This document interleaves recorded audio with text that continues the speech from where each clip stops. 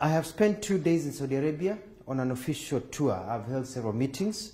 I have met senior Saudi government officials, including my counterpart, the Minister of Foreign Affairs, His Highness Faisal bin Farhan Al Saud. I've also met the Vice Minister for Labour, His Excellency Dr. Abdullah Nasser Abtain. I have also met and spent hours listening to Kenyans living and working in Saudi Arabia. I've also met babies of Kenyan mothers. My meetings with the Kingdom of Saudi Arabia and the Saudi Arabian government have centered on our bilateral issues based on our great relationship we have with the Kingdom of Saudi Arabia. We have agreed to work together as a team as we push our international agendas. We have requested the support of the Kingdom of Saudi Arabia as we tackle the drought situation facing our country due to the effects of climate change. With His Highness Faisal, we have agreed to enhance our trade and investment and expansion of our tourism sectors. This will create more employment opportunities and increase the amount of money in the pockets of our people. The Kingdom of Saudi Arabia views Kenya as one of its top partners, and likewise we view Saudi Arabia as one of our major partners. On the issue of immigrant labor, we have come up with concrete proposals that will make it easier and better for Kenyans to relate and work in Saudi Arabia where they are high in demand. We have held, engaged, discussed very comprehensively on these issues facing Kenyan workers in Saudi Arabia.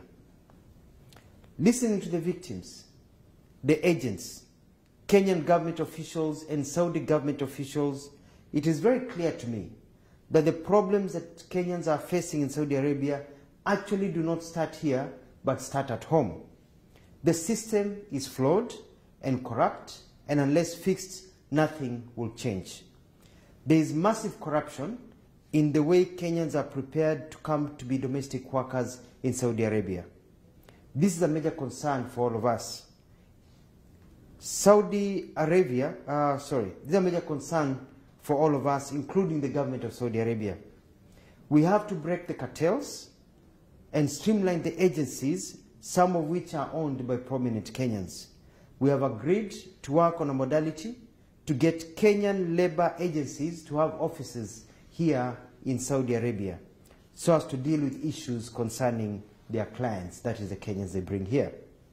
We will, in collaboration with the Saudi government, flush out illegal agencies and blacklist agencies that do not perform as per the law. The rights of all workers, as enshrined by the laws of Saudi Arabia and Kenya, will be enforced. Kenyans will be protected, regardless of where they work. To this end, and as an immediate and short-term venture, we are issuing new procedures to be followed before we give clearance for Kenyans to travel as domestic workers to any country. Kenyan immigration officers will also not allow Kenyans to travel out of Kenya to Saudi Arabia as domestic workers without fulfilling the set requirements. This will start on Monday, 7th of November, 2022.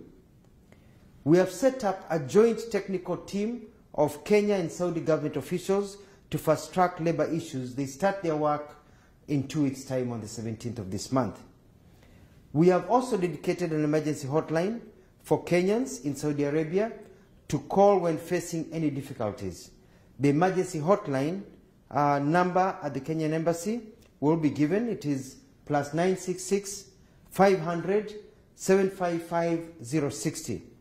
On receiving a call, we'll take prompt action, including but not limited to engaging the Saudi government for the assistance. The idea is to ensure every Kenyan lives well, gets medical care, and also is listened to and taken care of. I have requested for an amnesty to be granted to Kenyans who have fallen out of status and who are hiding illegally and who are unable to access media care so that their documents can be made legal and others given passage to go home. This will be part of the discussion that our teams will sit down and discuss.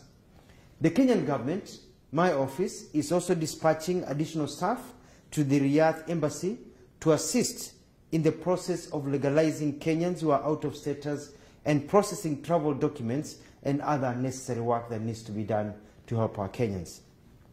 Saudi Arabia has great potential and is a major market for our workers, and especially trained ones. Kenyans here working, apart from the domestic ones, the other ones working in other areas, appear to be very happy. I've met many, they are happy, they are well paid, they're sitting pretty, and they're making a lot of money. So we just need to fix the domestic part, workers' part, and everything will be flawless. And as I've said, we have noticed that the problem is not necessarily here in Saudi Arabia only, but the major problem is back at home with the agents and all the ukora that continues when they get here. We have requested for an increase of quotas to allow Kenyans. We have many Kenyans who are graduates in hospitality, engineering, nurses, doctors, people in all fields, accounting, to be allowed to come to work here. And they have said they need Kenyan labor. So I'm asking Kenyans, be prepared. You'll be coming here as professionals to work here and make a lot of money so that you can also help yourselves and your families. I thank the Kenyans I've met. Kenyans, whether they be agents, Kenyans living here, professional work, Kenyans, domestic workers. I have listened to you. You've been very, very candid. My officials have been very candid. And I want to assure you that you have nothing to worry about. You have the hotline.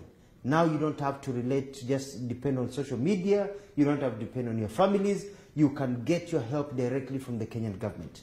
The Saudi Arabian government has said that they are shocked by the reports that they have seen, and they are going to work hand in hand with us to ensure that the things that we see reported do not appear ever again.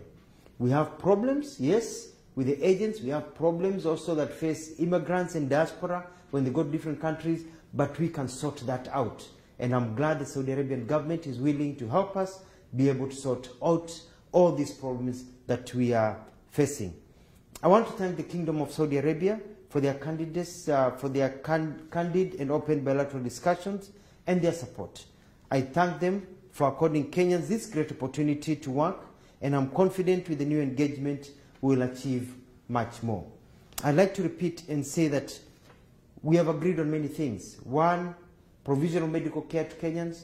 Number two, ensuring that the laws of Saudi Arabia are followed, especially by the agents and also by people who are employers of our people. Number three, we're increasing the quota so that we can get nurses, doctors, engineers, journalists, people who have skills, plumbers who want to work here in Saudi Arabia and make a lot of money.